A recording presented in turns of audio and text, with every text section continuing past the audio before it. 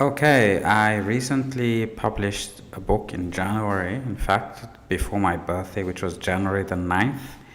That was like my birthday present to myself, was to publish my latest book, and I finally got my print copy. Okay, How to Choose and Keep a Wife, a Marriage Guide by Coach the Brains. So this is my latest book. I've been going through it. Sometimes you gotta actually not read a book that you've written recently and then go through it later to kind of get a sense of where your ideas need to follow on for a later book also, and also where the book might be lacking as an author. You would know that, and where you could have explained things better, etc. No book is perfect, of course, but as books go, I think this book is a very important book for men who are either looking to get married or who are looking at improving on their marriages. It gives very valuable advice in a very direct way, and it helps men sort of conceptualize where they fit into not only marriage but into the world at large, because marriage is just a substructure of existence and society, etc.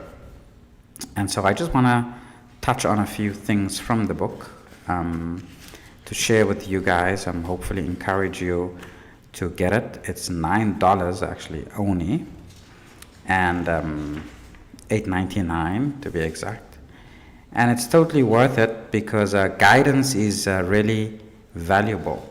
I mean, you can live your life and make all your own mistakes, or you can learn from the mistakes of others. And I think as an author, as a 40-year-old man, as a man who has married and who has lived a polygynous lifestyle, who has had multiple wives, I think I have gained valuable experience, and also I have done significant research into the field of marriage, religion, polygyny, etc. And I've also learned from the experiences of other men and women. And so having said that, really that's where I'm coming from, and that's where I'm going to be, helping you men get somewhere in your lives in relation to your relationship ambitions, marriage or long-term relationships.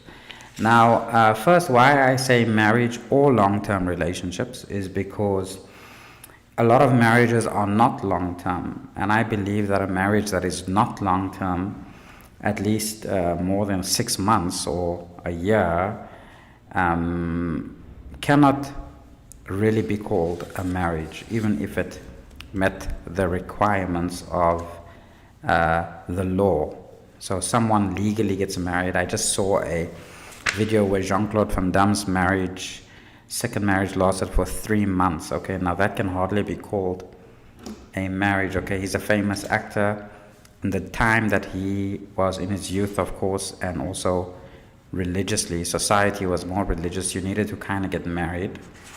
But being married for 3 months, and if that happens consistently to a person, then it shows a lack in judgment and also a lack in understanding the needs of commitment. Okay, now this happens quite often in modern society because we don't always have a cultural underpinning or a united common core cultural underpinning that informs us of where the boundaries lie and what our expectations might be in a relationship. And as a result, we find that we often have to discuss all these things at length before marriage, and we don't.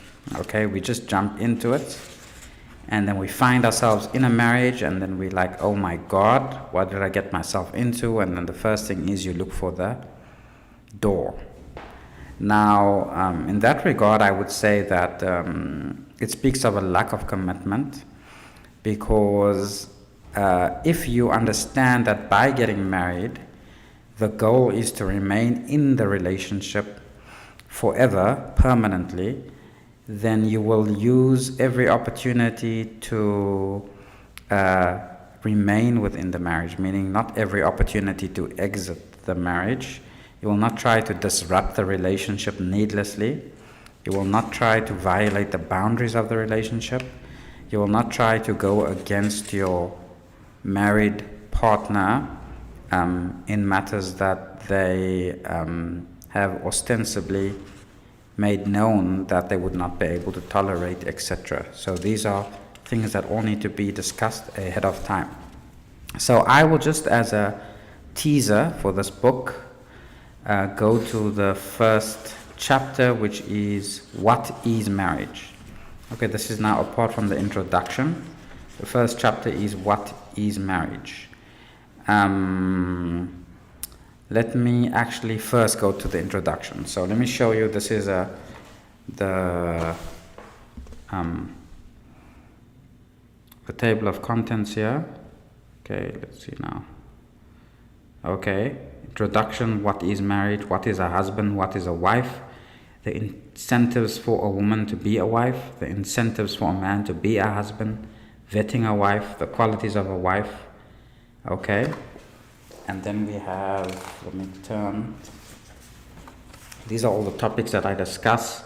It's a lot of topics, but I discuss them very concisely. Which way now? That way is that way, that way is this way. Okay, polygyny, family, religion. As you can see there, dating. You married her, then what? And then there's some other topics. Yeah, I have a checklist. I have a discussion on concubinage, fatherhood, maid guarding. Okay, so there's a lot of nice, juicy discussions in this book. Some unconventional topics also, and also some unconventional suggestions. In a world where things are upside down, we sometimes need to rock the boat a bit, where we have gone to extremes. It sometimes takes a bit of an extreme in the opposite direction to pull things back on center again. And in that way, this book does do some of that, okay?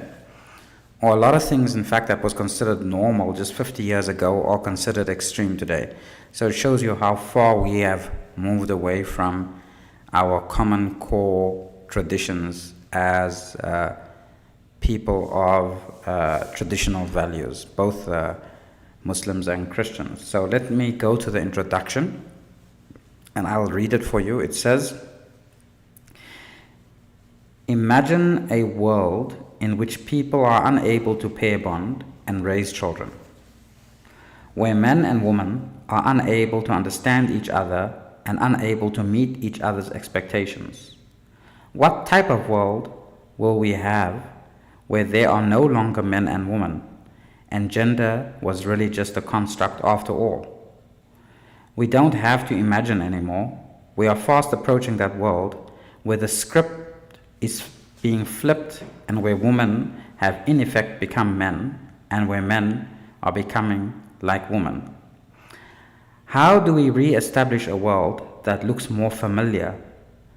How do we get back to sanity in this insane world where we are increasingly seeing chaos, instability, and a potential annihilation of our species? This book tells you how to do that. At the heart of any civilization are strong families that are able to provide stability and perpetuate patriarchy. None of that is possible if men don't have standards. It is in fact the men that hold the power cards, but have lost sight of how to use it. This book will teach you about the types of standards you could have, why you should have them, and how to go about being married once you found the right woman. Be warned, as always, that I do not spare my reader from being offended by my content. I say it as it is. If you are overly sensitive, incapable of thinking rationally, and you frequently succumb to your emotions, then do not read further. Spare yourself the grief and put this book down. You can even return it. However, if you are interested in truth, facts, and civilization, then this is a great book for you to learn the inherent ways of patriarchy within marriage. Feminists who argue that marriage is essentially a patriarchal structure and therefore should be rejected were right about the first part. Marriage is indeed patriarchal, and it only works under patriarchy. A lot of the advice in this book reinforces patriarchy as the millah of Ibrahim, or the established norms of Ibrahim. The last few thousands of years in human history were predominantly informed by the Abrahamic religions and customs. As a marriage construct, whether social or religious, it is nearly impossible to escape religion as such, at least when considering its foundations. While this isn't a religious guide for people, it does closely resemble that. Despite acknowledging many of the religious aspects of marriage, this book isn't confined to religion and draws on many scientific facts.